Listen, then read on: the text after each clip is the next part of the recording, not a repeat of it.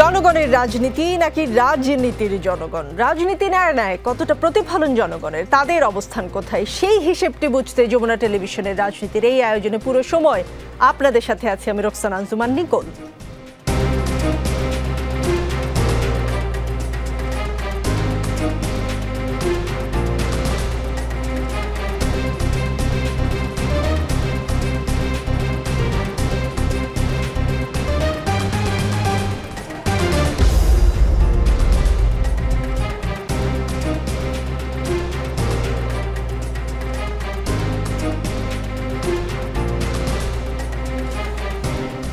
আজকের রাজনীতিতে আমাদের সঙ্গে আছেন বিএনপির সাবেক সংসদ সদস্য হারুনুর রশিদ, আমাদের সঙ্গে আছেন বাসুদের কেন্দ্রীয় কমিটির সহ সাধারণ সম্পাদক রাজিকুজ্জামান রতন, সাথে আছেন আমার বাংলাদেশ পার্টি মানে এবি পার্টির সদস্য সচিব মুজিবুর রহমান মঞ্জু, জাতীয় নাগরিক কমিটির সদস্য সালেহ উদ্দিন সিফাতও আছেন আমাদের সঙ্গে। হারুনুর রশিদ, আজকে সন্ধ্যা ৭টায় জাতির উদ্দেশ্যে প্রধান উপদেষ্টা ডক্টর মোহাম্মদ ইউনূস ভাষণ দিয়েছেন। বেশ লম্বা ভাষণ, তিনি অনেক বিষয়ে কথা বলেছেন। কিছু কথা নিশ্চয়ই আজকে আমাদের আলোচনায় উঠে আসবে। প্রথমে যেটা বলতে চাই যে তিনি যেটা বলেছেন যে নির্বাচন নিয়ে আপনাদের সকল বক্তব্য বিনা দ্বিধায় বলতে থাকুন, সকলের উদ্দেশ্যে বলেছেন, সবার মনের কথা তুলে ধরুন। আমার অনুরোধ, সংস্কারের কথাটাও একই সঙ্গে বলুন, সংস্কারকে পাশ কাটিয়ে যাবেন না। নির্বাচনের কথা বলার সঙ্গে নির্বাচন ও অন্যান্য ক্ষেত্রে সংস্কারের কথাটিও বলুন। সংস্কার হলো জাতির দীর্ঘমেয়াদী জীবনী শক্তি। সংস্কার জাতিকে, বিশেষ করে আমাদের তরুণ তরুণীদের নতুন পৃথিবী সৃষ্টির সুযোগ দেবে, জাতিকে বঞ্চিত করবেন না। আপনার কি মনে হয় হারুনুর রশিদ, যে সংস্কারকে পাশ কাটিয়ে কারা যেতে চাইছে, কারা জাতিকে বঞ্চিত করতে চাইছে? আপনারা নন তো, কারণ আপনারাই সংস্কারের চেয়ে বেশি নির্বাচনকে প্রাধান্য দিচ্ছেন। জি, ধন্যবাদ। আজকের এই অনুষ্ঠানে আমি প্রথম, এবং আজকের সহ আলোচকবৃন্দ, আজকে জাতির উদ্দেশ্যে আমাদের প্রধান উপদেষ্টা মহোদয় বেশ দীর্ঘ লম্বা বক্তব্য দিয়েছেন। সেটা পুরোপুরি আমার শোনা সম্ভব হয়নি, তবে আমি গণমাধ্যমে যেটুকু এসছে সেটা দেখার আমার সুযোগ হয়েছে। সংস্কার এবং নির্বাচন, এখানে বিতর্কের কোনো অবকাশ নাই। আজকে বিগত 15 বছর যারা স্বৈরাচারী ক্ষমতা কর্তৃত্ববাদী শাসন কায়েম করেছিল, তাদের একটা স্লোগান ছিল উন্নয়ন না গণতন্ত্র। তো এখন আমরা লক্ষ্য করছি যে এই সরকারের প্রধান উপদেষ্টা থেকে উপদেষ্টা মণ্ডলীর সদস্যদের মধ্যে সংস্কার না নির্বাচন। নির্বাচন কিন্তু সংস্কারের একটা অংশ, এটা আপনাকে মনে রাখতে হবে। এবং নির্বাচন যখন অনুষ্ঠিত হবে তখন রাজনৈতিক দলসমূহ কিন্তু তাদের সুনির্দিষ্ট লক্ষ্য এবং উদ্দেশ্য সম্পর্কে, তাদের সংস্কার, তাদের কী কার্যক্রম, তাদের বিস্তারিত জাতির সামনে উপস্থাপন করবেন। এখন জাতির সংকটটা কোথায়? গত জুলাই আগস্ট মাসের ব্যাপক রক্তপাতের মধ্য দিয়ে একটা পরিবর্তন এসছে, এবং নিঃসন্দেহে একটা বিরাট বড় চ্যালেঞ্জ আমাদের প্রধান উপদেষ্টা দায়িত্ব নিয়েছেন, এবং উপদেষ্টা পরিষদ গঠিত হয়েছে। এবং তাদের কাছে আমাদের যে প্রত্যাশা, যে একটা ভঙ্গুর অর্থনীতি, একটা ভয়ানক আইন শৃঙ্খলা পরিস্থিতির অবনতি, এই সামগ্রিক অবস্থার মধ্য থেকে এক রাষ্ট্রকে উঠিয়ে নিয়ে এসে একটা নির্ধারিত সময়ে একটা নির্বাচনের আয়োজন করাটাই হচ্ছে রাষ্ট্রের সবচাইতে গুরুত্বপূর্ণ দায়িত্ব। তার কারণ এই সরকারের দায়বদ্ধতা এবং জবাবদিহির জায়গাটা কিন্তু অত্যন্ত দুর্বল, এটা মনে রাখতে হবে। সুতরাং এখানে সংস্কার এবং নির্বাচন, এই ক্ষেত্রে আমি বুঝতে চাই যে সংস্কারের ক্ষেত্রে তো আপনার প্রধান উপদেষ্টা কিছু কমিশন গঠন করে দিয়েছে, এবং আমাদের রাজনীতির বয়স প্রায় 45 বছর হয়েছে। আমরা 40 বছর যাবৎ ছাত্র রাজনীতি থেকে শুরু করে, ছাত্র নির্বাচন থেকে শুরু করে জাতীয় নির্বাচন, স্থানীয় নির্বাচন আমরা মোকাবেলা করে আসছি। এবং যে গত 15 বছরের নির্বাচন ব্যবস্থার যে ভয়ানক একটা বিপর্যস্ত অবস্থা তৈরি হয়েছিল, রাষ্ট্র কাঠামোগুলোতে যে একটা ভয়ানক দুর্বৃত্তায়ন হয়েছিল, এই জায়গাগুলোকে একটা কাঠামো দাঁড় করিয়ে যত দ্রুত সম্ভব একটা আন্তর্জাতিক, জাতীয়, অংশগ্রহণমূলক, গ্রহণযোগ্য নির্বাচনের ব্যবস্থা করাটাই হচ্ছে সরকারের সবচেয়ে বড় কৃতিত্ব এবং বড় সাফল্য। জি, রাজিকুজ্জামান রতন, প্রধান উপদেষ্টা তার ভাষণে এটাও বলেছেন, কেবল জুলাই আগস্ট হত্যাকাণ্ডই নয়, আমরা গত 15 বছরে সব অপকর্মের বিচার করব। তিনি বলেছেন যে অসংখ্য মানুষ গুম হয়েছে, খুন হয়েছে, এই সময় আমরা গুমের তদন্তে একটি কমিশন গঠন করেছি। কমিশন প্রধান জানিয়েছেন অক্টোবর পর্যন্ত তারা 1600 গুমের তথ্য পেয়েছেন, তাদের ধারণা এই সংখ্যা 3500 ছাড়িয়ে যাবে। এই সরকার কি করে গত 15 বছরে সব অপকর্মের বিচার করতে পারবে। সেইটা কি আসলে যে টাইম ফ্রেমের কথা রাজনৈতিক দলগুলো ভাবছে সেটার সাথে তার এই কথার মধ্যে আপনি আশা প্রত্যাশায় কোনো ফারাক দেখেন কিনা? আসলে আশা প্রত্যাশার ফারাক দেখতে পাচ্ছি না, কিন্তু প্রত্যাশার একটা গন্তব্য থাকে, প্রতিশ্রুতির যেমন একটা দায়বদ্ধতা থাকে। এখন সব হত্যাকাণ্ডের বিচার চাই, কিন্তু বলা হয়নি কতদিনে চাই। হত্যাকাণ্ডের বিচারের প্রক্রিয়াটা শুরু হবে কি? কারণ জনগণ পরিবর্তন চেয়েছে ক্ষমতার সঙ্গে যুক্ত ছিল নির্বাচন ব্যবস্থা, প্রশাসন ব্যবস্থা, বাজার ব্যবস্থা এবং নিবর্তনমূলক ব্যবস্থা। নিবর্তনমূলক ব্যবস্থার কারণেই যদি বলি গুম হওয়া, খুন হওয়া, বিচার বহির্ভূত হত্যাকাণ্ড হওয়া, সেটা তো ক্ষমতাটাকে টিকিয়ে রাখবার জন্যই। এই জায়গাটা যদি পরিষ্কার করা যায়, ভবিষ্যতে কেউ যেন আর ফ্যাসিস্ট হয়ে উঠতে না পারে, সেটা বন্ধ করতে হবে। কিন্তু যদি অন্তর্বর্তীকালীন সরকার মনে করেন তিনি সব শেষ করবেন, তাহলে এটা কিন্তু অন্তহীন সময় পর্যন্ত চলবে। এই সরকার কিন্তু অন্তর্বর্তীকালীন সরকার, অন্তহীন সরকার নয়। ফলে সেটা একটু বিবেচনা করতে হবে। টাইম ফ্রেমটা ইজ ভেরি ইম্পর্টেন্ট। জি, প্রধান উপদেষ্টা আজকের ভাষণে যেটা বলেছেন যে নির্বাচনের ট্রেন যাত্রা শুরু করেছে, রাজিকুজ্জামান রতন আপনার কাছে প্রশ্ন, এটা আর থামবে না, কিন্তু যেতে যেতে আমাদের অনেকগুলো কাজ ছেড়ে ফেলতে হবে। এই ট্রেন শেষ স্টেশনে কখন পৌঁছাবে সেটা নির্ভর করবে কত তাড়াতাড়ি আমরা তার জন্য রেল লাইনগুলো বসিয়ে দিতে পারি, আর তা হবে রাজনৈতিক দলসমূহের ঐক্যমত্যের মাধ্যমে। ডক্টর ইউনূস যেটা বলেছেন যে ইতিমধ্যে অন্যান্য সংস্কার কমিশনের সুপারিশমালা নিয়ে আলাপ চলতে থাকবে, নির্বাচন ছাড়াও আরও গুরুত্বপূর্ণ সংস্কার করার ব্যাপারে ঐক্যমত্য গঠনের জন্য অতিরিক্ত সময় প্রয়োজন হতে পারে। দেশবাসীর কাছে, বিশেষ করে রাজনৈতিক দলগুলোর কাছে আমরা ক্রমাগত প্রশ্ন তুলতে থাকতে থাকব, কি কি সংস্কার নির্বাচনের আগে আপনারা করে নিতে চান। নির্বাচনের আয়োজন চলাকালীন কিছু সংস্কার হতে পারে, সংস্কারের জন্য নির্বাচনকে কয়েক মাস বিলম্বিত করা যেতে পারে। ঠিক পরের প্যারায় ডক্টর ইউনূস বলছেন আমরা দুদিন পরে চলে যাব, কিন্তু আমাদের মাধ্যমে জাতির জন্য যে ঐতিহাসিক সুযোগ সৃষ্টি হলো সেই সুযোগটা যেন কোনো রকমে হাতছাড়া করে না দেয়, এটার ব্যাপারে দৃঢ় থাকার জন্য আমি দল মত, নারী পুরুষ, ধর্ম, তরুণ বৃদ্ধ, ছাত্র, ব্যবসায়ী, শ্রমিক, কৃষক নির্বিশেষে সবার কাছে আহ্বান জানাচ্ছি। আশা করি আপনারা আমার এই আবেদন গ্রহণ করবেন। পরপর দুটি প্যারায় দুই রকম টাইম লাইনের আভাস পাওয়া যায় কিনা? কেন বলছি? এক জায়গায় বলছেন অতিরিক্ত সময় প্রয়োজন হতে পারে, তারপরে বলছেন যে আমরা দুদিন পরে চলে যাব।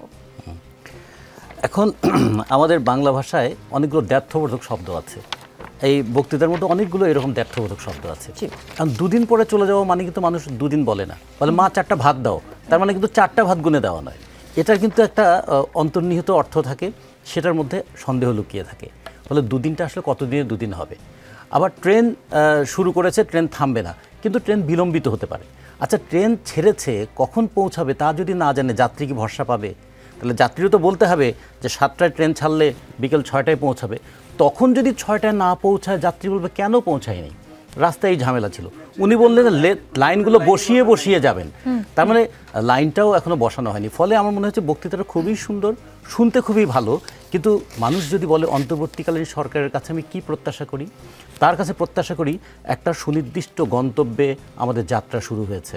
সেটা যত ধরনের বৈষম্য ছিল সেই বৈষম্যের মূলোৎপাটন করে তারা যাবেন তা নয়, বৈষম্য দূর করার পথটা রচনা করে যাবেন।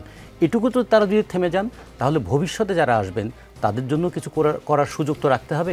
সব শেষ করে গেলে ভবিষ্যতের মানুষ কি করবে? আর সব কি শেষ করা যায়? জি, মুজিবুর রহমান মঞ্জু, প্রধান উপদেষ্টা আর্থিক খাতের নানা সাফল্যের কথা বলেছেন। তিনি বলেছেন 100 দিন আগে আর্থিক দিক থেকে আমরা যে লণ্ডভণ্ড অবস্থা থেকে যাত্রা শুরু করেছিলাম সেটা এখন অতীত ইতিহাস হয়ে দাঁড়িয়েছে। এই 100 দিনে অর্থনীতি সবল অবস্থানে চলে এসেছে। এটা সম্পূর্ণ নিজস্ব নীতিমালা দিয়ে হয়েছে। বলা বাহুল্য, এখনও আমাদের বন্ধুদের কাছ থেকে যে সাহায্যের প্রয়োজন হয়েছে তা আসতে শুরু করেনি। বন্ধু রাষ্ট্রগুলি শুধু যে আমাদের বড় বড় অঙ্কের সাহায্য নিয়ে আসছে তাই নয়, তারা এই সাহায্য দ্রুততম সময়ে আসা শুরু করবে, এই প্রতিশ্রুতিও আমাকে দিয়েছে। এই সাহায্য আসা শুরু করলে আমাদের অর্থনীতি অত্যন্ত মজবুত ও আকর্ষণীয় অর্থনীতিতে পরিণত হবে। বিদেশি বিনিয়োগকারীরাও নানা রকম বিনিয়োগে উৎসাহিত হয়ে এগিয়ে আসবে। প্রধান উপদেষ্টা আরও বলেছেন যে নানা প্রতিকূলতা সত্ত্বেও অক্টোবর মাসে আমাদের রপ্তানি প্রবৃদ্ধি হয়েছে প্রায় 21%। বলেছেন গত 3 মাসে রিজার্ভে কোনো রকম হাত না দিয়ে আমরা প্রায় $2 বিলিয়ন বৈদেশিক ঋণ শোধ করতে পেরেছি। জ্বালানি তেল আমদানিতে পুঞ্জীভূত বকেয়ার পরিমাণ $478 মিলিয়ন হতে কমিয়ে $160 মিলিয়ন আনতে পেরেছি। এ সরকারের সবচেয়ে বেশি সাফল্য কি অর্থনীতিতে দেখেন কিনা, নাকি অন্যান্য খাতে সফলতা আসলে কাঙ্ক্ষিত নয় বলে অর্থনৈতিক সাফল্যতা চোখে বেশি লাগে?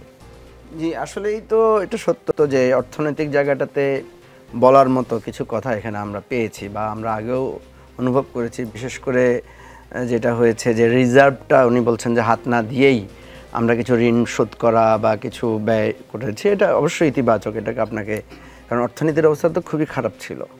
এরপরে যেটা উনি বলেছেন যে এলসি খোলা শুরু হয়েছে, বাণিজ্যের জায়গাটাতে যে স্থবিরতা ছিল, দ্রব্যমূল্যের জায়গাটা একটা আশাবাদের কথা শুনিয়েছেন। তো এটা তো সত্য যে ডক্টর ইউনূসের মানে যে ক্যাবিনেট, সেখানে অর্থনীতিবিদদের প্রাধান্যতা একটু বেশি। ইভেন অর্থনীতিবিদদেরকে অন্যান্য মন্ত্রণালয়ও দেওয়া হয়েছে। আর ওনার যেহেতু এখানে দেখেন, উনি কিন্তু একটা ভালো খবর দিয়েছেন, সেটা হচ্ছে দিল্লি থেকে 20 জন রাষ্ট্রদূত, আমাদের এখানে আরও 7 জন রাষ্ট্রদূত, 27 জন ইউরোপীয় ইউনিয়নের রাষ্ট্রদূত একসাথে বাংলাদেশে আসছেন। এটা একটা ঐতিহাসিক ঘটনা ঘটতে যাচ্ছে কিন্তু। তো এই জায়গাটায় কোনো সন্দেহ নেই যে ডক্টর ইউনূসের কাছ থেকে আমাদের প্রত্যাশাটাও এরকম ছিল যে আন্তর্জাতিকভাবে বাংলাদেশ যেভাবে একটু কর্নার্ড হয়ে গিয়েছিল উন্নত বিশ্বের সাথে বা মানে আমেরিকান অ্যান্ড ইউরোপিয়ান জোটের সাথে আমাদের যে দূরত্বটা তৈরি হয়েছিল, সেটা উনি কিছুটা দূর করার চেষ্টা করেছেন এবং কিছুটা সাফল্য উনি পেয়েছেন। এবং উনি ইঙ্গিতও দিয়েছেন যে আমি আপনাদেরকে একটা ভালো অর্থনীতিতে রেখে যেতে চাই। আপনি তো খুব সুন্দর কথা বলেছেন যে ওনার অন্যান্য জায়গায় খুব বেশি সাফল্য নেই বলে কি এদিকটাতে বেশি ফোকাস করা হয়েছে?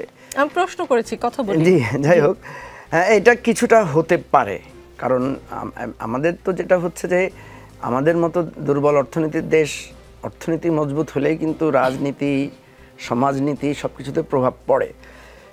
এখানে দেখেন, একটা জিনিস আমার একটু খারাপ লেগেছে, আমি অপ্রাসঙ্গিকভাবে হলেও বলছি, যে উনি কিন্তু অনেকগুলো ডাটা দিয়েছেন যে এতজনকে নিয়োগ করা হয়েছে, এতজনকে বদলি করা হয়েছে, কিন্তু কতজন আহতকে চিকিৎসা দেওয়া হয়েছে সেই কথাটা কিন্তু এখানে স্পষ্টভাবে বলা হয় নাই।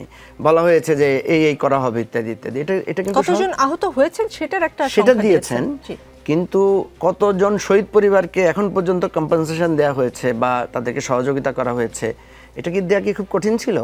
এই কাজটা তো একটা অর্গানাইজড ফর্মে হচ্ছে। তাহলে এটা যদি দিতে পারতেন যে 1500-র মতো লোক শহীদ হয়েছে, তাদের মতো এতজন পরিবারকে আমরা এত টাকা অর্থ সাহায্য দিয়েছি, বা 19,000 সামথিং এতজন আহত, তাদের মধ্যে আমরা প্রায় 15,000কে আমরা রিহ্যাবিলিটেট করেছি বা সাহায্য করেছি। এই জায়গাটা কিন্তু যখন প্রধান উপদেষ্টার সাথে আমাদের মিটিং হয়েছিল, সেখানে কিন্তু আমার মনে আছে আমি স্পষ্ট করে বলেছিলাম যে এই জায়গাটা আপনারা মনোযোগ দেন। তখন ওনারা বলেছিলেন যে না, ওনারা এটার ব্যাপারে খুব সিরিয়াসলি ওয়ার্ক করছেন। কিন্তু দেখেন, কয়েকদিন আগে কিন্তু একটা দুঃখজনক ঘটনাও ঘটেছে। আহতরা রাস্তায় এসে প্রতিবাদ করেছে এবং এরপরে 4 জন উপদেষ্টা গিয়ে সেখানে সরি বলেছেন, ক্ষমা চেয়েছেন। তাহলে এই জিনিসগুলো তো আমাদের জন্য সুন্দর হয় নাই। এবং এই যে আপনি বলছেন না যে ওনার সাফল্য আর ব্যর্থতার জায়গাটায়, দেখেন এখানে কিন্তু এখানে কিন্তু একটু আগে বলেছেন যে বন্যায় প্রায় 250 মিলিয়ন টাকা সাহায্য পাওয়া গেছে। তাহলে আমাদের আহত নিহতদের জন্য তো একটা ভালো ফান্ড আমরা রেজ করতে পারতাম। বন্যা তো হয়েছে একটা পার্টিকুলার নির্দিষ্ট এলাকায়, কিন্তু আহত নিহত হওয়ার ঘটনা তো সারা পৃথিবীতে চমকে দিয়েছে, সারা পৃথিবীতে আমরা সিম্প্যাথি পেয়েছি। তো এই জায়গাটায় আমি আবারও বলবো যে এটা সত্য যে অন্যান্য জায়গায় কাঙ্ক্ষিত উন্নয়নটা আমরা আরও প্রত্যাশা করেছিলাম। প্রশাসনে যে অব্যবস্থাপনা, আপনার পুলিশিংয়ে এখনও পর্যন্ত খুব বেশি কোনো ধরনের ইমপ্রুভমেন্ট নাই, কিংবা আপনি যেটা বলেন যে সংস্কারের কথা এত গুরুত্ব দেওয়া হচ্ছে, কিন্তু সংস্কারের অগ্রগতি তো আমরা খুব বেশি দেখতে পাচ্ছি না। কারণ সংস্কার কমিটিগুলো, কমিশনগুলো খুব স্লোলি কাজ করছে। তো এই জায়গাটাতে আমি মনে করি যে অর্থনীতির জায়গাটার জন্য খুবই ধন্যবাদ, কিন্তু সংস্কারের জায়গাটা একটা ভিজিবল জায়গায় আমাদেরকে যেতে হবে। কারণ সত্য কথা হচ্ছে যে এই যে ট্রেন লাইনের উদাহরণটা দিয়েছেন খুবই প্রাসঙ্গিক, কিন্তু উনি বলছেন ট্রেন যাত্রা শুরু করেছে কিন্তু রেল লাইন বসানো হয় নাই, তাহলে যাত্রা শুরু হলো কিভাবে? এই কথাগুলো প্রাসঙ্গিকভাবে আসবে। এই কথাগুলো প্রশ্ন আসতেই পারে। কথায় মনে হচ্ছে যে আপনার কথা শুনে মনে হচ্ছে যে লাইনটা কিভাবে বসানো হবে সেটা পরিষ্কার নয়। সালেউদ্দিন সিফাত, আপনাকে প্রশ্ন করার আগে এই তথ্যগুলো প্রধান উপদেষ্টা কি বলেছেন আহতদের সম্পর্কে সেটা একটু দর্শকদের উদ্দেশ্যে বলতে চাই। এই বিপ্লবে আহত হয়েছেন 19,931 জন। আহতদের জন্য ঢাকার 13টি হাসপাতাল সহ বিভিন্ন বিশেষায়িত হাসপাতালে চিকিৎসার ব্যবস্থা করা হয়েছে। প্রতিদিনই তালিকায় আরও নতুন নতুন শহীদদের তথ্য যোগ হচ্ছে, যারা স্বৈরাচারের আক্রোশের শিকার হয়ে এই পৃথিবী ছেড়ে চলে গেছেন। প্রতিটি হত্যার বিচার আমরা করবই। তিনি বলেছেন যে আমি আগেও জানিয়েছি, আবারও জানিয়েছি, গণ অভ্যুত্থানে সকল শহীদদের পরিবারকে পুনর্বাসন করা হবে, একজনও বাদ যাবে না। সকল আহত শিক্ষার্থী, শ্রমিক জনতা চিকিৎসার সম্পূর্ণ ব্যয় সরকার বহন করবে। আহতদের দীর্ঘমেয়াদী এবং ব্যয়বহুল চিকিৎসা এবং শহীদদের পরিবারের দেখাশোনার জন্য স্বাস্থ্য মন্ত্রণালয়ের নেতৃত্বে একটি পূর্ণাঙ্গ তালিকা প্রস্তুত করা হয়েছে। প্রতিটি শহীদ পরিবারকে সরকারের পক্ষ থেকে 30 লক্ষ টাকা দেওয়া হচ্ছে। যারা বুলেটের আঘাতে তাদের দৃষ্টিশক্তি হারিয়েছেন তাদের চিকিৎসার জন্য নেপাল থেকে কর্নিয়া আনার ব্যবস্থা করা হয়েছে এবং যাদের প্রয়োজন তাদেরকে সরকারের পক্ষ থেকে বিদেশে চিকিৎসার জন্য পাঠানো হচ্ছে। এই গণ অভ্যুত্থানে শহীদদের স্মৃতি ধরে রাখতে গঠিত জুলাই শহীদ স্মৃতি ফাউন্ডেশন বেশ পাকাপোক্তভাবে তাদের কাজ শুরু করেছে। এই ফাউন্ডেশনে সরকার 100 কোটি টাকা অনুদান দিয়েছে এবং সাথে আরও কিছু তথ্য তিনি দিয়েছেন। মূল বক্তব্য এটুকুই আহত এবং নিহত পরিবারদের বিষয়ে। সালেউদ্দিন সিফাত, প্রধান উপদেষ্টা আজকে বলেছেন এই সরকারকে ব্যর্থ করার জন্য, অকার্যকর করার জন্য বিশাল অর্থে বিশ্বব্যাপী এবং দেশের প্রতিটি প্রতিষ্ঠানে এক মহাপরিকল্পনা প্রতি মুহূর্তে কার্যকর রয়েছে। তাদের একটি বড় প্রচেষ্টা হচ্ছে আমাদের মধ্যে বিভেদ সৃষ্টি করা। পতিত সরকারের নেতৃবৃন্দ যারা এদেশ থেকে বিপুল পরিমাণ অর্থ পাচার করে নিয়ে গেছে, সেই অর্থে বলিয়ান হয়ে তারা দেশে ফিরে আসার জন্য চেষ্টা করে যাচ্ছে, তাদেরকে কিছুতেই সফল হতে দেবেন না।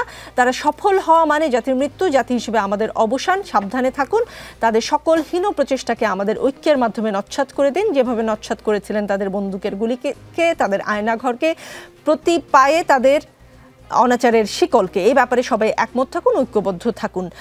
প্রধান উপদেষ্টা আজকে যেটা বলেছেন, রাজনৈতিক দলগুলো, বৈষম্য বিরোধী ছাত্র আন্দোলন কিংবা নাগরিক কমিটি কতটা ঐক্যবদ্ধ আছে? আচ্ছা, ধন্যবাদ জানাচ্ছি আপনাকে। প্রথমে আপনার একদম শেষ প্রশ্ন দিয়ে শুরু করতে যাচ্ছি। আসলে অভ্যুত্থানের শক্তি তো কেবলমাত্র বৈষম্যবিরোধী ছাত্র আন্দোলন ছিল না, বরং বৈষম্যবিরোধী ছাত্র আন্দোলনের নেতৃত্বে অভ্যুত্থানটা সংগঠিত হয়েছিল। কিন্তু এখানে আরও বিভিন্ন রাজনৈতিক শক্তি, বিভিন্ন রাজনৈতিক পক্ষ, তারা সবাই কিন্তু এই অভ্যুত্থানের অন্যতম পার্টিসিপেটর্স। এখন তাদের সবাইকে আমরা কিভাবে অ্যাকোমোডেট করতে পারি রাষ্ট্র পরিচালনার ক্ষেত্রে, সরকার পরিচালনার ক্ষেত্রে, সেটা এই সরকারকে দেখা উচিত। সেটা হতে পারে একটা পলিটিক্যাল কাউন্সিলের মাধ্যমে, যেখানে বিভিন্ন রাজনৈতিক শক্তি পক্ষ এসে তারা সরকারকে বিভিন্নভাবে পরামর্শ দিয়ে তাকে সংহত করার জন্য চেষ্টা চালাবে। এছাড়াও ইতিমধ্যে ডক্টর ইউনূস বিভিন্ন রাজনৈতিক দলগুলোর সাথে 1-to-1 কিছু বৈঠকে তারা বসেছেন। কিন্তু আমরা চাই যে সংস্কার প্রক্রিয়াটাকে ত্বরান্বিত করতে হলে যতগুলো রাজনৈতিক দল আছে, যতগুলো রাজনৈতিক পক্ষ আছে, সবার মাঝে সবাইকে সাথে নিয়ে আলাদা একটা সামষ্টিক ডায়লগ প্রয়োজন। আর আহত এবং নিহতদের যে পরিবারের পুনর্বাসন, সেই প্রশ্নে আমরা অনেকগুলো ফিগার আসলে আমরা দেখতে পাচ্ছি যে অত টাকা আসছে, এই টাকা আসছে, কিন্তু বাস্তবে যেটার কতটুকু ইমপ্লিমেন্টেশন হচ্ছে সেটা আসলে খোঁজ করা বেশি জরুরি। আহতরা যেহেতু 100 দিন পরও যখন রাস্তায় নামতে হচ্ছে তাদের চিকিৎসার জন্য, তার মানে বুঝতে হবে নিশ্চয়ই আমাদের স্বাস্থ্য খাতে নিশ্চয়ই কোনো জটিলতা আছে, কিংবা আমাদের যে এক্সিস্টিং স্বাস্থ্য উপদেষ্টা তিনি নিশ্চয়ই কাজ করছেন না ঠিকভাবে। এখন কোনো একজন উপদেষ্টা যদি ঠিকভাবে কাজ না করে থাকেন, তাহলে সেক্ষেত্রে আমরা তাকে রিপ্লেস করে আরেকজনকে আনছি না কেন? এখন আমরা একটা কোটা ব্যবস্থা থেকে বের হয়েছি, আর একটা প্রাতিষ্ঠানিক কোটাতে ঢোকার জন্য তো না নিশ্চয়ই। সুতরাং এই বিষয়টা ডক্টর ইউনূস সরকারকে আরও বেশি গুরুত্ব দিয়ে দেখতে হবে। আর যেটা মঞ্জু ভাই বলেছেন ইতিমধ্যে বন্যার্তদের পুনর্বাসনের ব্যাপারে, এখানেও আমি অ্যাড করতে চাই। আমি ফেনী অঞ্চলে নিজে গিয়েছি বন্যার্তদের পুনর্বাসন কাজে। আমি সেখানে দেখেছি যে এক ধরনের আমলাদের প্রতি একটা নির্ভরশীলতা আছে, কিন্তু আবার সেই আমলারা সেই কাজটা করতে চান না বা দায়িত্বটা নিতে চান না, তারা দায়টা চাপানো হচ্ছে ছাত্রদের উপর। আমরা দেখেছি যখন বন্যার্তরা ডিসি অফিসে এসে বলেছেন যে আমার ভাই মারা যাচ্ছে, আমার বোন মারা যাচ্ছে, আমার পরিবার ধ্বংস হয়ে যাচ্ছে, তখন আমাদের ডিসিরা, আমাদের এডিসিরা বলছেন যে আপনারা ছাত্র নেতাদের কাছে যান, তাদের সাথে কথাবার্তা বলেন, তাদেরকে বলেন ব্যবস্থা করে দিতে। ফলে ডক্টর ইউনূসের গভর্নমেন্ট এখন পর্যন্ত আমলাদের প্রতি একটা নির্ভরশীলতা তারা আছে, কিন্তু সেই আমলারা কিন্তু তাকে ফ্রুটফুল কোনো কিছু দিচ্ছে না, বরং তারা আবার সেই এটা ফ্লোরটা ক্রস করে তারা আবার পাঠিয়ে দিচ্ছে ছাত্র নেতাদের উপরে। ফলে দায়টা আমলাদের উপর আসছে না, দায়টা আসছে আবার ছাত্রদের উপরে। তো আমার মনে হচ্ছে এই কেন্দ্রিক ডক্টর ইউনূসের গভর্নমেন্টকে, বা আমরা যেটা অন্তর্বর্তীকালীন সরকার বলছি, সেটাকে গুরুত্ব দেওয়া উচিত, যে ছাত্রদের উপর দায় না দিয়ে বরং নিজের যে সরকার কী কাজ করছে সেটার উপর গুরুত্ব দেওয়া। আর আরেকটা বিষয়, যেটা নির্বাচনের ট্রেন নিয়ে এতক্ষণ পর্যন্ত আলাপ হয়েছে, আমি মনে করছি নির্বাচনের ট্রেনের প্রথম যে যাত্রাটা বা শুরুয়াতটা, সেটা একটা গলদ ছিল। কেন? কারণ এই নির্বাচনের ট্রেন শুরু করার জন্য যে সার্চ কমিটি গঠন করা হয়েছে, সেই সার্চ কমিটিটা কোন আইনের ভিত্তিতে করা হয়েছে? প্রধান নির্বাচন কমিশনার এবং অন্যান্য নির্বাচন কমিশনার নিয়োগ আইন 2022, যেই আইনের সংস্কারের জন্য এমনকি বিএনপি পর্যন্ত তার যে 31 দফা যে রূপরেখা রাষ্ট্র সংস্কারের, সেখানে এই আইনটিকে সংস্কার করার জন্য কিন্তু তারা প্রস্তাব করেছিল। কিন্তু সেই আইনটির কোনো সংস্কার না করে একটা এক্সিস্টিং নির্বাচন কমিশন কিন্তু আছে, কিন্তু সেটার সংস্কার প্রস্তাব কি হবে আমরা সেটা কিছুই জানি না। বাট এর মধ্যেই কিন্তু আমরা একটা সার্চ কমিটি পেয়ে গেছি। আপনার কি মনে হয় এটা কি রাজনৈতিক দলগুলোর চাপের মুখে পড়ে তড়িঘড়ি করে করলো সরকার, এরকম কিছু ইঙ্গিত দিচ্ছেন আপনি? ওকে, না সেটা হতে পারে, আমি সেই বিষয়ে কমেন্ট করতে যাচ্ছি না। সেটা হতে পারে রাজনৈতিক দলগুলো এখন সংস্কারের চেয়ে নির্বাচন প্রশ্নকে বেশি গুরুত্ব সহকারে দেখছে, কিন্তু আমি জাস্ট এই গলরটা দেখাতে চাইলাম যে যদি আপনি সংস্কারকে না দিয়ে যদি শুধুমাত্র নির্বাচন কেন্দ্রিক হাঁটেন তাহলে কি ভবিষ্যতে আশা করতে পারেন আপনি? রাজিকুজ্জামান রতন, প্রধান উপদেষ্টা যখন বলছিলেন যে আমরা নতুন বাংলাদেশকে একটি পরিবেশ বান্ধব এবং জীব বৈচিত্র্যময় দেশ হিসেবে গড়ে তোলার উদ্যোগ নিয়েছি, এটি তরুণদের আকাঙ্ক্ষা, আমাদের সবারই আকাঙ্ক্ষা, সেই লক্ষ্যে আমি প্রথমেই একটি ক্ষুদ্র পদক্ষেপ নিয়েছি, সমগ্র সচিবালয়ে প্লাস্টিকের পানির বোতল ব্যবহার নিষিদ্ধ করেছি, ইতিমধ্যে সুপার শপগুলোতে পলিথিনের শপিং ব্যাগ বন্ধ করার উদ্যোগ নেওয়া হয়েছে, গত কয়েক দশকে যে পরিমাণ নদী দূষণ হয়েছে আমরা তা বন্ধ করার উদ্যোগ নিয়েছি। এরপরেই তিনি চলে যান, আপনারা সবাই অবগত আছেন জলবায়ু পরিবর্তন আমাদের জীবনযাত্রার জন্য কীরকম হুমকি হয়ে আসছে, এবং তিনি জলবায়ু সম্মেলনে বিশ্ব নেতৃবৃন্দের সঙ্গে কি কথা বলেছেন সে বিষয়ে কথা বলেন।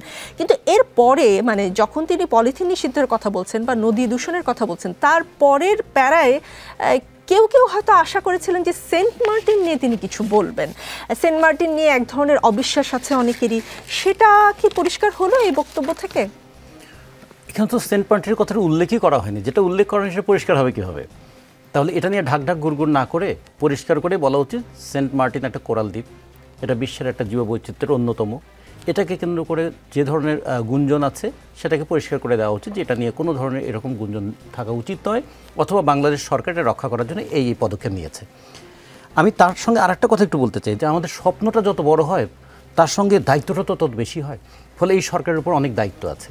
আবার ঠিক প্রত্যাশা যত বড় হয় প্রতিশ্রুতিটাও তত বড় হয়, তখন প্রয়োজন হয় দায়িত্ব পালন এবং প্রতিশ্রুতি পূরণ। সেই ক্ষেত্রে 100 দিন কিন্তু খুব কম সময় নয়। একটু আগে যে নির্বাচনের প্রশ্নটাও এসেছিল, এর আগে যখন আমরা তত্ত্বাবধায়ক সরকারের কথা বলতাম তখন কিন্তু 3 মাসের মধ্যেই তত্ত্বাবধায়ক সরকার একটা নির্বাচনী কাজ কমপ্লিট করতেন, সেটা নিয়ে প্রশ্ন থাকুক, কিন্তু 90 দিনের মধ্যে করতে পারতেন। এখন আমরা কিন্তু 100 দিনে এখনো পর্যন্ত নির্বাচন কমিশনটা গঠন নিয়ে অবস্থা আর এখনকার অবস্থা কি এক? এখন যেমন বুঝলাম মানে এখনকার যে সিচুয়েশনটা, 3 দিন করে থানায় কোনো কাজ হয়নি, এখনো আমলাতন্ত্রের গতি ফিরে আনা সম্ভব হয়নি, সেই সময়ের সাথে এই সময় তুলনা দিলে হয় কিনা? সেই কারণে আমরা তো 100 দিন তো গ্রেস মার্কেটটা দিয়ে দিলাম, কিন্তু আমরা দিনের জায়গায় মাত্র 10 দিন বেশি। হ্যাঁ, তা আমরা কিন্তু কাজটা শুরুটা দেখতে চাই, তো শুরুটা হলে না শেষটা ভালো হবে। সিফাত যেরকম প্রশ্ন তুলেছে, শুরুটা কি ভালো করে হচ্ছে? শুরুটা ভালো করার উপরে শেষটা ভালো হওয়ার অনেকগুলো বিষয় নির্ভর করে। আর যে কথাটা একটু বললেন যে 30 লক্ষ টাকা করে নিহতদের দেয়া হবে, হিসাবটা দেখুন, জুলাই স্মৃতি ফাউন্ডেশনের জন্য 100 কোটি টাকা বরাদ্দ, বলা হচ্ছে যে 1,500 নিহত হয়েছে, যদি 30 লাখ টাকা করে দেওয়া হয় তো 1,500 জনের তো 450 কোটি টাকা লাগবে। আচ্ছা, 19,900 জন আহত, প্রতি আহতকে যদি 1 লাখ টাকা করে দেয় তাহলে তো 200 কোটি টাকা লাগবে, তাহলে 450 200 600 কোটি টাকা। তাহলে তো এখানেও বলতে হবে যে আমরা 100 কোটি টাকা দিয়ে শুরু করেছি, কিন্তু বলাটা হয় এমনভাবে যে আমরা এটা প্রায় কমপ্লিট করে ফেলেছি। তো এই জায়গায় হয় কি, মানুষ তখন একটু কনফিউশনের মধ্যে পড়ে যায়, যা বলা হচ্ছে এবং বাস্তবে যা করা হচ্ছে দুটোর মধ্যে গ্যাপ থাকে কি, সেটা ওই পলিথিন নিষিদ্ধ হোক, সেটা জলবায়ু পরিবর্তনের আঘাত মোকাবেলা হোক, সেটা সেন্ট মার্টিন নিয়ে হোক, কিংবা সেটা নির্বাচনী ট্রেনটা কোথা থেকে শুরু হয়ে কোথায় থামবে, কতদিনে গন্তব্যে পৌঁছবে, এগুলো নিয়েও একটা জিনিস খেয়াল করবেন, ঘর পোড়া গরু সিঁদুরে মেঘ দেখলে ভয় পায়। আমাদের এখানে বারবার কিন্তু আমরা প্রত্যাশা পূরণ করার জন্য যে যাদের উপর দায়িত্ব দিয়েছিলাম, প্রত্যাশাটা শেষ পর্যন্ত ধুলায় লুটিয়েছে, যে কারণে মানুষ কিন্তু খুবই মানে গভীরভাবে পর্যবেক্ষণ করছেন যে যাদের উপর এত দায়িত্ব তারা কি ততটা দায়িত্বশীলতার সঙ্গে কাজ করছেন। দায়িত্বশীলতার সঙ্গে কাজ করলে সময় কোনো ফ্যাক্টর না, কিন্তু যদি দেখে দায়িত্বটা ঠিক যথাযথভাবে পালন হচ্ছে না, তখন সময়ের অজুহাত দেওয়াটাও কিন্তু মানুষের কাছে মনে হবে একটা অজুহাত মাত্র। হারুনুর রশিদ, আমি নিশ্চিত নই সংস্কার প্রস্তাবসমূহ বাস্তবায়নের সুযোগ আমরা কতটুকু পাবো, তবে আমি আপনাদের কথা দিচ্ছি আপনারা সুযোগ দিলে প্রয়োজনীয় কিছু অত্যাবশ্যকীয় সংস্কার কাজ শেষ করেই আমরা আপনাদের কাঙ্ক্ষিত নির্বাচন আয়োজন করব। ততদিন পর্যন্ত আমি আপনাদের ধৈর্য ধারণ করার অনুরোধ করব। আমরা চাইবো আমরা যেন এমন একটি নির্বাচন ব্যবস্থা সৃষ্টি করতে পারি যা যুগ যুগ ধরে অনুসরণ করা হবে। এর ফলে সাংবাৎসরিক রাজনৈতিক সংকট থেকে আমাদের দেশ রক্ষা পাবে এই জন্য প্রয়োজনীয় সময়টুকু আমি আপনাদের কাছ থেকে চেয়ে নিচ্ছি। নির্বাচনী সংস্কারের সিদ্ধান্ত হয়ে গেলে খুব দ্রুত আপনারা নির্বাচনের রোডম্যাপও পেয়ে যাবেন। অন্তর্বর্তী সরকার সৃষ্টি হয়েছে রাজনীতিকে নীতির কাঠামোয় আনার জন্য এবং রাজনীতির জন্য নতুন পরিবেশ সৃষ্টির নিবিড় আকাঙ্ক্ষা থেকে। এই আকাঙ্ক্ষা পূরণ করা থেকে জাতিকে বঞ্চিত করবেন না। আপনারা মানে বিএনপি ধৈর্য ধরবে? আছে ধৈর্য? আমরা তো ধৈর্য ধরেই আছি এবং আমরা সরকারকে পুরোপুরি সহযোগিতা এবং সমর্থন দিয়ে আসছি। আপনি নিশ্চয়ই এটা স্বীকার করবেন যে বাংলাদেশে দুটো রাজনৈতিক দল, দুটো শক্তি একে অপরের বিপরীতমুখী। এই দুটো শক্তির বাইরে কিন্তু গত 50 বছরের পার্লামেন্টে জনপ্রতিনিধির জায়গাটা খুবই দুর্বল।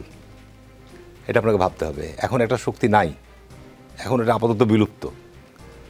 তাহলে এখানে এখন প্রধান শক্তি বিএনপি এবং বিএনপি স্বাভাবিক কারণেই তাদের উপর বিরাট দায়িত্ব রয়েছে, রাষ্ট্র কাঠামো নির্মাণ থেকে শুরু করে জনসাধারণের নিরাপত্তা, স্বস্তি, আস্থা, বিশ্বাস এই জায়গাগুলো তৈরি করার ক্ষেত্রে। এবং আমরা বিশ্বাস করি যে আমরা দীর্ঘ প্রায় 15-16 বছর যাবৎ যে ত্যাগ এবং যে সংগ্রামের নেতৃত্ব আমরা দিয়েছি, বহু প্রাণ গেছে আমাদের, বহু রাজনৈতিক মামলার আমরা শিকার হয়েছি।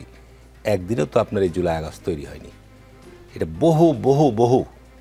আজকে যে প্রসঙ্গগুলো ইতিমধ্যে আলোচনায় এসছে, বিচারের কথা বলছেন, আমি 100 দিন পার হয়ে গেছে, আপনি সুনির্দিষ্টভাবে বলতে পারবেন যে যারা গুমের শিকার হয়েছে, যারা বিচার বহির্ভূত হত্যাকাণ্ডের শিকার হয়েছে, একটি উদাহরণ দিতে পারবেন যে এই গুমের পরিবারগুলো, বিচার বহির্ভূত হত্যাকাণ্ডের পরিবারগুলো আদালতে যথাযথ ব্যবস্থা গ্রহণ করতে পেরেছে এবং এই সকল মামলাগুলো সঠিক ইনভেস্টিগেশনের পর্যায়ে আছে? কিচ্ছু নাই। কিন্তু আজকে মাননীয় প্রধান উপদেষ্টা বলছেন যে আমরা কাউকে ছাড়বো না। কতদিন আস্থা, কতদিন রাখবো, ধৈর্য কতদিন থাকবে? আমার নিজের এলাকায় চাঁপাইনবাবগঞ্জ জেলায় প্রায় 5 থেকে 7 জন মানুষ গুমের শিকার হয়েছে, রাস্তায় ঘুরছে। অসংখ্য মানুষ বিচার বহির্ভূত হত্যাকাণ্ডের শিকার হয়েছে, তারা আইনের আশ্রয় নেওয়ার জন্য ঘুরছে রাস্তায়। এখনও গুম কমিশন গঠন করেছেন, অভিযোগ আপনি দিচ্ছেন, কিন্তু অভিযোগ দেওয়া গ্রহণ করতে তো হবে আপনাকে অভিযোগটা, এবং অভিযোগটা গ্রহণ করে আপনাকে সে অনুযায়ী আপনাকে সেই প্রসেসে যেতে হবে। কোথায় 100 দিনে? তা আমরা আপনার শুধু বয়ান শুনবো?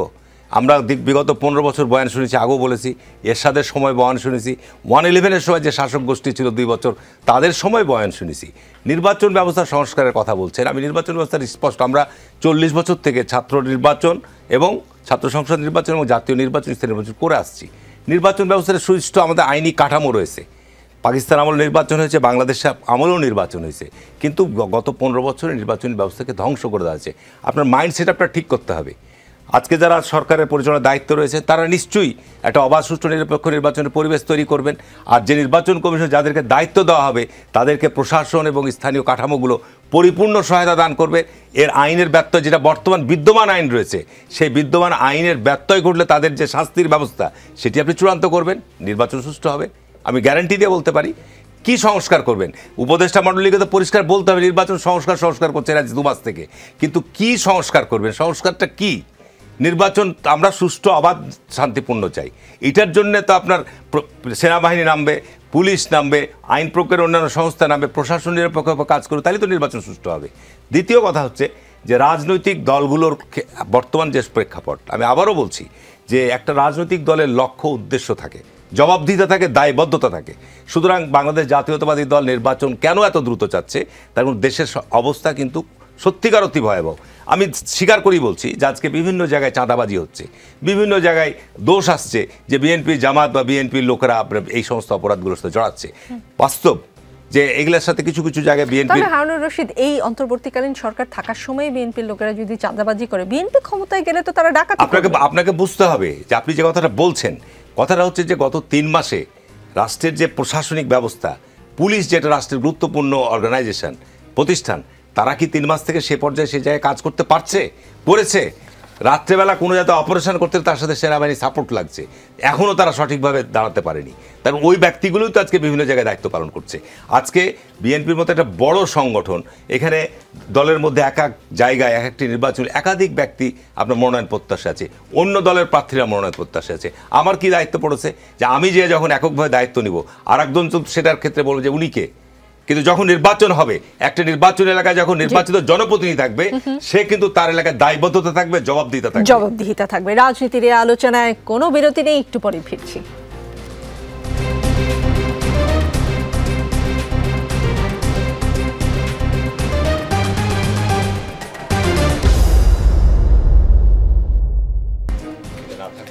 দেখছেন রাজনীতি, আমাদের সঙ্গে মুজিবুর রহমান মঞ্জু আছেন। মুজিবুর রহমান মঞ্জু, পাকিস্তানের করাচি বন্দরের সঙ্গে চট্টগ্রামের সরাসরি কন্টেইনার জাহাজ যোগাযোগ চালু হয়েছে গত সপ্তাহে। প্রথমবার নতুন এই পরিবহন সেবায় পাকিস্তানের করাচি বন্দর থেকে জাহাজে করে সরাসরি কন্টেইনার পণ্য আনা হয়েছে চট্টগ্রাম বন্দরে। এই সেবা চালুর আগে পাকিস্তানের কন্টেইনার পণ্য তৃতীয় দেশ হয়ে তারপরে চট্টগ্রামে আসতো। প্রথমবারের এই সেবায় এমভি ইউ1 জিয়ান ঝং জাহাজে করে পাকিস্তান থেকে কন্টেইনারে কি পণ্য আনা হয়েছে সেটা নিয়ে সোশ্যাল মিডিয়া মোটামুটি তোলপাড়, আলোচনা সমালোচনা নানান কিছু। দায়িত্ব নেওয়ার পর বর্তমান সরকার পাকিস্তানের সাথে শীতল সম্পর্ককে মনে হচ্ছে উষ্ণ করতে যাচ্ছে। ইতিমধ্যে বিভিন্ন কাজে তার প্রতিফলনও দেখা যাচ্ছে। এই কন্টেইনার আসাটা একটা দৃষ্টান্ত। পাকিস্তানের সাথে সম্পর্ক স্বাভাবিক করার এই যে বিষয়টা, এইটা নিয়ে কি রাজনৈতিক দলগুলোর সাথে এই সরকার আলোচনা করেছে? আপনার দল এই বিষয়টিকে কিভাবে দেখছে? প্রথম কথা হচ্ছে, পাকিস্তানের সাথে তো সম্পর্ক উন্নয়নের জন্য শেখ হাসিনাই অনেক ভালো ভালো পদক্ষেপ নিয়েছেন। আপনি জানেন, আম পাঠিয়েছেন ইমরান খানের জন্য। তারপরে আমরা দেখলাম যে এদের সাথে পাকিস্তান হাই কমিশনের সাথে ভালো আলোচনা হচ্ছে, ইত্যাদি ইত্যাদি। তো এই সরকারের জায়গায় আমরা যেটা কিন্তু আজকে ডক্টর ইউনূস কিন্তু লিখেছেন, আপনি খেয়াল করেছেন যে চাইনিজ পররাষ্ট্রমন্ত্রীর সাথে উনি মিটিং করেছেন বলেছেন। তার মানে হচ্ছে চাইনিজ ব্লক যেটা আছে পাকিস্তান, উনি আবার টার্কির কথা লিখেছেন। দেখেন, টার্কি, পাকিস্তান, চায়না, এগুলো কিন্তু একটা মানে বলয় পররাষ্ট্রনীতিতে আছে। তো তাদের সাথে সম্পর্ক উন্নয়ন করছেন, এটা তো খুব প্রকাশ্য ঘোষণা দিয়েই। এবং চীন, টার্কি আর পাকিস্তান কি এক না? ওদের মানে চীন আর তুরস্ক আমাদের কাছে যা, ওদের বলয়টা একই আমাদের কাছে তাই কিনা? না, পাকিস্তান আমাদের কাছে, মানে আপনি যে প্রসঙ্গটা বলতে চাচ্ছেন সেটা হচ্ছে যে আমাদের মুক্তিযুদ্ধের বিষয়টা যদি আমরা বাদ দেই, বা মুক্তিযুদ্ধের বিষয়টা নিয়ে তো পাকিস্তানের সাথে তো এক ধরনের কথাবার্তা, এক ধরনের আলোচনা চলমান আছে। আমরা যেটা এর আগেও দেখেছি যে সম্ভবত নওয়াজ শরীফের সময় বা কোনো সময় তারা বলেছিলেন যে তারা রাষ্ট্রীয়ভাবে ক্ষমা চাইবেন বাংলাদেশের কাছে। এবং এটা আমাদের কাছে, আমাদের একটা দাবি কিন্তু রয়েছেও পাকিস্তানের কাছে। কারণ একটা দেশের সাথে আমাদের সংযুক্তি ছিল, যুদ্ধের মধ্যে দিয়ে আমরা আলাদা হয়েছি। এটার একটা কনক্লুসিভ জায়গায় যেতে হবে। কারণ আমাদের যারা যুদ্ধ অপরাধী ছিল তাদেরকে কিন্তু সিমলা চুক্তির মাধ্যমে পাঠিয়ে দেওয়া হয়েছে, এবং সেটা করেছে এমন একটা সরকার, যে সরকারটা মুক্তিযুদ্ধের নেতৃত্ব দিয়েছে। তো সুতরাং পাকিস্তানের সাথে আমাদের আসলে অমীমাংসিত বিষয়টা কি আছে? অমীমাংসিত বিষয়টা আছে, তারা যে গণহত্যা চালিয়েছে সেটার জন্য তারা দুঃখ প্রকাশ করবে। যেটা আমরা শেখ হাসিনাকেও বলছি যে আপনি যে গণহত্যা চালিয়েছেন আওয়ামী লীগের লোকদের কাছ থেকে আমরা কিন্তু কোনো ধরনের আপনার অনুশোচনা বা এটা দেখতে পাচ্ছি না। এবং যারা আপনার পাকিস্তানকে সাপোর্ট করেছিল 1971 সালে, তাদেরকেও কিন্তু আমরা রিপিটেডলি বলেছি যে আপনারা আপনাদের ভূমিকার জন্য জাতির কাছে ক্ষমা চান, দুঃখ প্রকাশ করেন। তো পাকিস্তানের সাথে আমি মনে করি যে আমাদের এই দূরত্ব কমানোর একটা বড় ইস্যু হতে পারে যে তাদেরকে রাষ্ট্রীয়ভাবে আমাদের কাছে ক্ষমা চাওয়ার জন্য বিষয়টা বলা যেতে পারে। এর বাইরে যদি আমাদের কোনো ক্ষতিপূরণের দাবি থাকে সেটাও আমরা তুলতে পারি। কিন্তু আন্তঃবাণিজ্যিক যে জায়গাটা, আপনি দেখবেন, আমি তো অবাক হয়ে যাই, যেটা আমি একটু ট্রেড অ্যান্ড কমার্সটা একটু কম বুঝি, কিন্তু আমি যখন দেখি আমাদের এখানে যখন আপনার এই শিল্প বাণিজ্য মেলা হয়, সেখান থেকে অনেক পাকিস্তানি স্টল। পাকিস্তানের কাপড় নাকি নারীদের কাছে খুব বেশি পছন্দ। আপনার পছন্দ কিনা আমি জানি না, আমি দেখলাম যে মানে 3 পিস কেনার পাকিস্তানি স্টলগুলোতে খুব ভিড়। তো সেই জায়গায় থেকে আমি যেটা বলছি যে পাকিস্তানের আপনার জাহাজে করে কি এসেছে এটা তো অবশ্যই আমাদের জানার অধিকার আছে, এটা অবশ্যই আমরা জানতে চাইবো। জাহাজে যদি অন্য কিছু না আসে, যদি কি এসেছে সেটা মোটামুটি এখন পরিষ্কার, সেটার একটা তালিকা পাওয়া গেছে। রাজিকুজ্জামান রতন, যেহেতু ক্ষমা চাওয়া, মাফ চাওয়ার প্রসঙ্গ আসলোই, প্রধান উপদেষ্টা প্রেস সচিব শফিকুল আলম গণমাধ্যমকে বলেছেন সরকার আওয়ামী লীগকে নিষিদ্ধ করার কোনো কথা বলেনি। আওয়ামী লীগ দ্বারা এত বড় একটা হত্যাকাণ্ডের পরও তাদের কোনো নেতা কি দুঃখ প্রকাশ করেছেন? প্রতিটা সমাজই চায় একটা রিকনসিলিয়েশনের পথ তৈরি করতে, কিন্তু সেটি হবে কিভাবে? তারা তো এসব মৃত্যুর কথা স্বীকারই করে না, বরং আরও ডাহা ও ভয়ঙ্কর মিথ্যা বলছে। 3000 পুলিশ মেরে ফেলা হয়েছে। তিনি বলেন একটি সমাজে রিকনসিলিয়েশন তখনই হবে যখন তারা দুঃখ প্রকাশ করবে। তারা তা করেনি। আওয়ামী লীগের শীর্ষ নেতাদের কেউই বলেননি 15 বছরে যা হয়েছে তা খুব খারাপ হয়েছে। তারা তাদের নেত্রীকে দায়ী করেননি। আওয়ামী লীগ নেতাদের মধ্যে কেউ একজন কি পদত্যাগ করেছেন? কেউ একজন কি বলেছেন শেখ হাসিনা আপনি যা করেছেন অন্যায় করেছেন, আপনি বাচ্চা বাচ্চা ছেলে মেয়েদের মেরেছেন? কিন্তু আওয়ামী লীগের কারো মধ্যে কি অনুশোচনা আছে? তাহলে কিভাবে সংলাপে ডাকবো? এর জন্য জায়গাটা তো তাদের তৈরি করতে হবে। তারা একটা দিবাস্বপ্নে আছেন, সরকার ব্যর্থ হলে আবার ক্ষমতায় আসবেন, এটা নতুন বাংলাদেশ। প্রতিটা মৃত্যুর দায়দানা তাদের প্রতিশোধ করতে হবে। শফিকুল আলমের এই কথায় যেটা বোঝা গেল যে আওয়ামী লীগ ক্ষমা চাইলে বা সেই অর্থে কোনো বিচারের ব্যবস্থা করতে পারলে হয়তো আওয়ামী লীগের একটা পুনর্বাসনের ব্যবস্থা করা যাবে, কিন্তু আওয়ামী লীগের তরফ থেকে আসলেই তো সেটা দেখা যাচ্ছে না। মানে এই আলোচনাটা কেন হচ্ছে, এটাই তো মানে একটা প্রশ্ন করেছিল, অপ্রয়োজনীয় সাংবাদিকরা আলোচনাকে প্রশ্ন করেছিলেন প্রয়োজনীয় করে সেই জন্য। তোলার একটা চেষ্টা। জি। আওয়ামী লীগ যদি বলতো আমি রাজনীতি করতে চাই, আপনারা আমার রাজনীতি করার সুযোগ করে দেন, তখন বলতো আপনারা ক্ষমা চান, তখন একটা কথা হতে পারতো। সেরকম তো কোনো কথা নেই। তার মানে হচ্ছে একটা আলোচনার ইস্যু তৈরি করে রাখা। একটা জিনিস খুব গুরুত্বপূর্ণ, শেখ হাসিনাকে আমরা যখন ফ্যাসিস্ট বলছি, স্বৈরাচারী বলছি, একা একা তিনি কি স্বৈরাচার হয়েছিলেন? তার সঙ্গে কি প্রশাসন ছিল না? তার সঙ্গে পুলিশ ছিল না? তার সঙ্গে মন্ত্রী পরিষদ ছিল না? এবং আওয়ামী লীগের নেতৃস্থানীয় ব্যক্তিবর্গ ছিলেন না? একটা মানুষ এখন দোষ সব শেখ হাসিনার হয়ে যাবে? একটা কথা আছে না যে victory has many father's but defeat his অরফান। এখন পরাজিত হয়েছে সব দোষ শেখ হাসিনার, তার সঙ্গে এতদিন ধরে যে কাজ যারা করলেন, ফলে অ্যাকাউন্টেবিলিটিটা যেমন খুব দরকার। গত 15 বছরে কিন্তু সকল প্রশংসাও তারই হতো। হ্যাঁ, এবং যদি ধরুন 5ই আগস্টটাকে তিনি দমন করে কন্ট্রোল করতে পারতেন, তখন কিন্তু আবার তিনি লৌহ মানবীর আখ্যাও পেতেন। তো ফলে আমরা যেটা বলতে চাই এই ক্ষেত্রে যে রেসপন্সিবিলিটিটা যেমন খুব গুরুত্বপূর্ণ, রেসপন্সিবিলিটি না নিলে রিকনসিলিয়েশনের প্রশ্নটাই আসবে ওর থেকে। এটা যেমন একটা দিক, রাজনীতিতে এই সংস্কৃতিটা খুব দরকার। হ্যাঁ, আর একটা বিষয় একটু খেয়াল করা দরকার। ধরুন আমাদের একটা সংস্কৃতি তৈরি হয়েছিল কি, মামলা বাণিজ্য, গ্রেপ্তার বাণিজ্য, ট্যাগ বাণিজ্য, যে কাউকে একটা ট্যাগ লাগিয়ে দেওয়া। এখনও কিন্তু ওই জিনিসগুলো আছে, ট্যাগ বানিয়ে দেওয়া, যে কাউকে যদি কেউ সমালোচনা করে এই স্বৈরাচারের দোষর, তাহলে ওই একই মানসিকতা দিয়ে কি পরিচালিত হচ্ছে আমরা?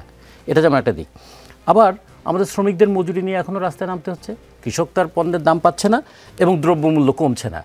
এক্ষেত্রে কি আমরা শ্রীলঙ্কার দৃষ্টান্তটাও নিতে পারি না, যে শ্রীলঙ্কা কেমন করে একটা ভঙ্গুর অর্থনীতিকে আবার দাঁড় করাতে পারলো?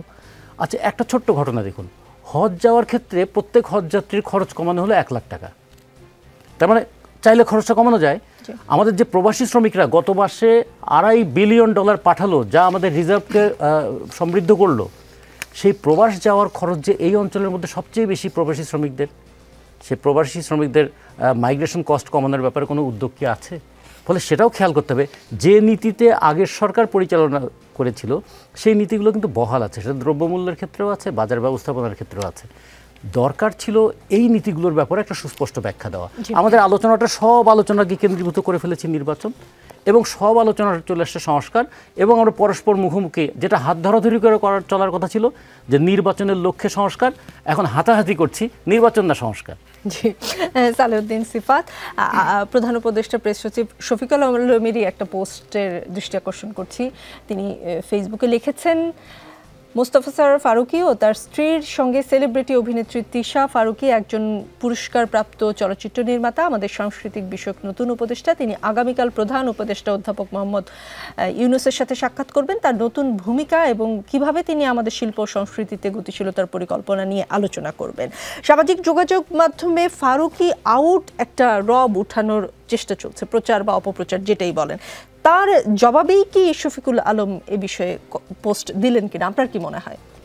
প্রথমত এটি অপপ্রচার নয়, প্রচারই। অর্থাৎ গণঅভ্যুত্থানের একটি শক্তি, গণঅভ্যুত্থানে যে শক্তিরা ছিল, ছাত্ররা ছিল কিংবা জনতা ছিল, তারা যেহেতু মোস্তফা সরোয়ার ফারুকীকে উপদেষ্টা হিসেবে চাচ্ছেন না, তার মানে বোঝা যাচ্ছে যে সরকার যখন উপদেষ্টা নিয়োগ দিচ্ছে তখন আসলে ছাত্রদের সাথে কিংবা এই গণঅভ্যুত্থানের অন্যান্য যারা স্টেক হোল্ডার তাদের সাথে কিন্তু কোনো কমিউনিকেশন কিংবা কনসালটেশন করে নাই। যদিও ডক্টর ইউনূস নিজেই বলছেন যে আমাকে নিয়োগ দিয়েছে ছাত্ররা, কিন্তু উনি যখন উপদেষ্টা নিয়োগ করছেন তখন কি উনি ছাত্রদের সাথে কনসালটেশন করছেন কিংবা অন্যান্য যারা রাজনৈতিক মত পক্ষ দল আছে তাদের সাথে কি উনি কথাবার্তা বলেছেন? তাদের যে রিয়াকশন সেখান থেকে তো মনে হচ্ছে আসলে উনি বলেন নাই। হ্যাঁ, এখন একই সঙ্গে আপনি আপনার দেখতে পাবেন যে যখন বৈষম্য বিরোধী ছাত্র আন্দোলনের আহ্বায়ক হাসান আব্দুল্লাহ এটার বিরুদ্ধে প্রতিবাদ জানাচ্ছেন, নিন্দা জানাচ্ছেন, তখন আসলে এটা শঙ্কাজনক এবং একটা দ্বান্দ্বিক সিচুয়েশন আমরা উপস্থিত হয়েছি। মুজিবুর রহমান মঞ্জু যে কথাটা তুললেন, আমি ছোট করে, যদিও সময় খুব বেশি নেই, ওখানে তো শপথ পাঠ করেছেন মাহফুজ আলমও, তিনিও পাশে ছিলেন, তিনি তো আপনাদের ছাত্র। আমি এই পয়েন্টেই আসতে চাচ্ছিলাম, সেটা হচ্ছে সরকারের আসলে প্রকৃতিটা কেমন। সরকারের প্রকৃতিটা হচ্ছে একটা দ্বান্দ্বিক সিচুয়েশনে দাঁড়িয়ে আছে আর কি। কেমন? যেমন আমাদের আসিফ নজরুল স্যার যে কথা বলেন, আবার নাহিদ ইসলাম দেখা যায় তার বিপরীত কথা বলেন। আসিফ নজরুল স্যার বলেন যে একটা সাংবিধানিক যে পথে অগ্রযাত্রা সেটাকে বাধাগ্রস্ত করা ঠিক হচ্ছে না, আবার নাহিদ ইসলাম বলেন গণঅভ্যুত্থানের মাধ্যমে সংবিধান অকার্যকর হয়ে গিয়েছে। ফলে সরকারের যে প্রকৃতি এইটা আমাদের আগে বুঝতে হবে। আর সরকারের যতগুলো ভুল ভ্রান্তি কিংবা আমরা যতগুলো সমালোচনা করছি, আমাদের দেখা যাচ্ছে সামাজিক যোগাযোগ মাধ্যমের কথাই যেহেতু বলছেন, সবগুলো কিন্তু অ্যাড্রেস হচ্ছে নাহিদ ইসলামের দিকে, মাহফুজ আলমের দিকে কিংবা আসিফ মাহমুদের দিকে। অথচ এই পুরো সরকারের মধ্যে অন্যান্য আরও যত উপদেষ্টা আছে তাদের দিকে কিন্তু অ্যাড্রেস করা হচ্ছে না। ফলে আমরা যখন সমালোচনা করব বা এই বিষয়ে কথা বলবো, তখন এই সরকারের প্রকৃতিটা মাথায় নিয়ে কথা বলতে হবে। আর যে জাস্টিসের কথা এবং ট্রায়ালের কথা এসেছে কিছুক্ষণ আগে, আওয়ামী লীগের ব্যাপারে আমাদের কি সিদ্ধান্ত হবে, আওয়ামী লীগ নিষিদ্ধ হবে কি হবে না, এটা একটা রাজনৈতিক সিদ্ধান্ত, এবং এই রাজনৈতিক সিদ্ধান্তের প্রাথমিক ভিত্তি কিন্তু গণঅভ্যুত্থান। গণঅভ্যুত্থানের মাধ্যমে মানুষ বলে দিয়েছে যে তারা আওয়ামী লীগকে আর কোনোভাবেই বাংলাদেশে চায় না। এরপরে আমাদের যে ধাপ সেটি হচ্ছে ট্রায়াল অ্যান্ড জাস্টিস। আপনি যতক্ষণ না ট্রায়াল এনশিওর করতে পারছেন ততক্ষণ পর্যন্ত রেকনসিলিয়েশনের কথা বলাটাই পাপ। প্রথমে আসবে trial and justice, trial and জাস্টিসের পরে তারা রিপেন্টেন্স করবে, তারা অনুশোচনা করবে, কিন্তু তাদের মাঝে আমরা কিন্তু সেই অনুশোচনার কোনো চিহ্ন দেখতে পাই না। এই রিপেন্টেন্সের পরে আমরা চিন্তা করবো তাদেরকে আমরা রিকনসাইল করতে পারবো কিনা, কিন্তু উইদাউট ট্রায়াল অ্যান্ড জাস্টিস রিকনসিলিয়েশনের কথা বলা এটা একটা পাপ। আপনাদের অবস্থান স্পষ্ট। হারুনুর রশিদ, আজকে বিএনপি চেয়ারপারসনের উপদেষ্টা আব্দুস সালাম বলেছেন একটা কথা কঠিন মনে হলেও বলতে হয়, ডক্টর ইউনূসের মামলা যদি একদিনে প্রত্যাহার হতে পারে তাহলে কেন তারেক রহমানের মামলা প্রত্যাহার হবে না? এই প্রশ্ন করে আপনারা আসলে কাকে অভিযুক্ত করতে চাইছেন? আসলে যে বিষয়টা আপনি মামলা প্রসঙ্গ নিয়ে আসলেন, তো ইতিমধ্যে অনেকগুলো বিষয় আলোচনা হয়েছে, তবে এই বিষয় সম্পর্কে বলতে চাই যে আজকে বিএনপির নামে প্রায় লক্ষাধিক মামলা রয়েছে এবং মামলা প্রত্যাহারের একটা প্রক্রিয়া চলছে। কিছু কিছু মামলা যেগুলো আমাদের নিম্ন আদালত থেকেই প্রত্যাহার হচ্ছে, কিছু মামলা আপনার মন্ত্রণালয়ের মাধ্যমে প্রত্যাহার হচ্ছে এবং এটা খুব দীর্ঘসূত্রিতার মাধ্যমে যাচ্ছে। কিছু মামলা উচ্চ আদালত থেকেও হচ্ছে। তো এটা স্বাভাবিক। উনি যে প্রশ্নটা উত্থাপন করেছেন যে আজকে ডক্টর ইউনূস উনি প্রধান উপদেষ্টা হিসেবে শপথ নেওয়ার পরপরই ওনার বিরুদ্ধে যে মামলাগুলো ছিল এটা প্রত্যাহার হয়ে গেছে বা স্থগিত হয়ে গেছে, কিন্তু তারেক রহমানের নামে অসংখ্য মামলা রয়েছে, ভুয়া মামলা, মিথ্যা মামলা, বিভিন্ন জায়গায় সারা দেশে ছড়িয়ে ছিটিয়ে আছে। এই মামলাগুলো প্রত্যাহার দ্রুততম সময় হওয়া দরকার। 3 মাস হয়ে যাচ্ছে। আমি এর আগে ওই জন্যই বলেছি যে 100 দিন পার হয়েছে, কিন্তু দৃশ্যমান এই যে আইন অঙ্গনে যে আমাদের যে তৎপরতা, আমাদেরকে একটা জায়গা থেকে মেসেজ দেওয়া হয়েছিল যে মানুষের কিন্তু সবচাইতে বেশি বড় ক্ষোভ ছিল পুলিশ এবং বিচার বিভাগের প্রতি। পুলিশ অন্যায় করেছে, বিচার বিভাগ সেটিকে কার্যকর করেছে। সুতরাং তৎকালীন সময়ে আমাদের আসিফ নজরুল মাননীয় উপদেষ্টা উনি কিন্তু পরিষ্কার বলেছিল যে বিচার বিভাগের প্রতি যেন জনগণের আক্রোশটা সেভাবে না যায়। তো উচ্চ আদালতের হয়তো অ্যাপিলেট ডিভিশনটাকে সংস্কার হয়েছে, কিন্তু নিম্ন আদালতের বিচারকরা শুধু বদলি পজিশন পোস্টিং দিয়ে শেষ, কিন্তু তাদের চরিত্রগত কি অবস্থার পরিবর্তন হয়েছে? এখন তারা আইনের কথা শোনাচ্ছে, কিন্তু আমরা সেখানে আইনের প্রতিকারটা পাচ্ছি না। আমাদের বিরুদ্ধে যে 15 বছর কোর্টের বারান্দায় ঘুরানো হয়েছে, পুলিশ মামলা দিয়েছে, পুলিশ সাক্ষী, পুলিশ বাদী, সেই মামলাগুলো তো দ্রুততম সময়ের মধ্যে নিম্ন আদালত থেকে প্রত্যাহার হয়ে যাওয়ার কথা। সেটার জন্য তো এত কালক্ষেপণ হওয়ার প্রয়োজন নাই, দেখারও দরকার নেই। মামলাগুলো সবগুলোই অসত্য। যে মামলাগুলো মানে শতকরা 90% বেশি মামলাই হচ্ছে পুলিশবাদী, পুলিশ সাক্ষী, এবং সে সবই অসত্য মামলা। তো সেই মামলাগুলো প্রত্যাহারের ক্ষেত্রে দীর্ঘসূত্রিতা হচ্ছে। তা আমরা কাকে বলবো? আমাদের বলার জায়গা তো একটা জায়গায়, যে আজকে মাননীয় প্রধান উপদেষ্টা উনি জাতির উদ্দেশ্যে ভাষণ দিচ্ছেন, ভাষণে আমাদের তৃপ্তি তখন আসবে যখন আমরা দৃশ্যমান দেখতে পাবো যে এর প্রতিফল বা এর আমরা রেজাল্ট পাচ্ছি, কিন্তু সেই জায়গা তো সত্যিকার অর্থে আমরা সেরকম পাচ্ছি না। আজকে ছাত্ররা রাস্তায় বিক্ষোভ করছে, ছাত্রদের যে সমস্ত কিছু যৌক্তিক দাবিও আছে, যে হ্যাঁ ছাত্ররা আজকে বলছে যে এই সমস্ত বিগত সরকারের দোষরদেরকে যেন আপনার পুনর্বাসন করা হচ্ছে, বা বিগত সরকার দোষরা এখনও বিভিন্ন জায়গায় বিদ্যমান রয়েছে। তো 3 মাস সরকার গেল, মঞ্জু ভাই যেটা বলেছে যে 3 মাস সময় লাগবে কেন? আজকে অধিদপ্তরে যারা বিগত সরকারের সময় নিয়োগপ্রাপ্ত প্রধান, আজকে বিভিন্ন জায়গায় বিভিন্ন দপ্তরে যারা বিগত সময়ে নিয়োগপ্রাপ্ত বেনিফিশিয়ারি, তারা 3 মাস পরেও আমি লোক খুঁজে পাচ্ছি না। 3 মাসের মধ্যেও কি আমরা এসব লোকগুলোকে সরিয়ে আজকে প্রশাসনে কেন গতি নাই? আজকে আপনি সচিবালয়ে যান, অন্য দপ্তরে যান, সেটা কেন গতি নাই? আজকে অর্থনীতির কথা মঞ্জু ভাই বলল, অর্থনীতিতে কিছুটা আমরা সফলতার কথা বলছি, আমি এর সাথে দ্বিমত পোষণ করছি। কারণ একটি যে আজকে এই অর্থ বছরের প্রায় 6 মাস যাচ্ছে, কিন্তু চলমান প্রকল্পগুলো কি আজকে বর্তমান চালু আছে? কিছু অপ্রয়োজনীয় প্রকল্প সরকার স্থগিত করেছে, কিন্তু আজকে গ্রাম অঞ্চলে শহরে যে সমস্ত প্রকল্পগুলো কাজ হতো সেই কাজগুলো কিন্তু আর কিচ্ছু নাই। তো একটা এডিপির বাজেটে প্রায় 2 লক্ষ টাকার অধিক বাজেট থাকে, তা আজকে সরকার কিচ্ছুতা সাধন করছে। কিচ্ছুতা সাধন করার ফলে সরকারের ব্যয় সংকোচন হয়েছে, ব্যয় সংকোচন হওয়ার ফলে আপনার সরকার রিজার্ভ বাড়ছে, বিদেশে প্রবাসীদের আয় আসছে, সেখান থেকে রিজার্ভ বাড়ছে, আপনি লোন শোধ করতে পারছেন। কিন্তু আজকে মাঠ পর্যায়ের অবস্থা কিন্তু খুব খারাপ, বেকারত্ব বাড়ছে, কর্মসংস্থান নাই। তো কর্মসংস্থান নতুন করে সম্ভবত ৮০,০০০ বা অ্যারাউন্ড 80,000 নতুন কর্মসংস্থান হয়েছে। এটা তো আপনার পরিসংখ্যান দিচ্ছে, কিন্তু আজকে কেন আপনার শ্রমিকরা ভাষণে বলা হয়েছে, রাস্তায় আজকে শ্রমিকরা কেন এখনো গুলি খাচ্ছে, শ্রমিকের কথাগুলো আসছে এখানে কেন এখন আপনার শ্রমিকরা আপনার মিল কলকারখানা বন্ধ, কত হাজার মিল কলকারখানা বন্ধ হয়েছে গত 3 মাসে, কেন হয়েছে? তাদের বকেয়া পাচ্ছে না, তাদের ন্যায্য মজুরি পাচ্ছে না, যেসব তারা বন্ধ হচ্ছে। তো এই জায়গাগুলো তো আপনার এখন আমরা নিষ্পত্তি করতে পারিনি। আজকে আপনার কত মানুষ বেকার হচ্ছে, বিশেষ করে নিম্ন আয়ের মানুষ যারা খেটে খায়, সেই জায়গাগুলোতে আপনার কোনো কাজ নাই। এই জায়গাগুলো তো বাস্তব।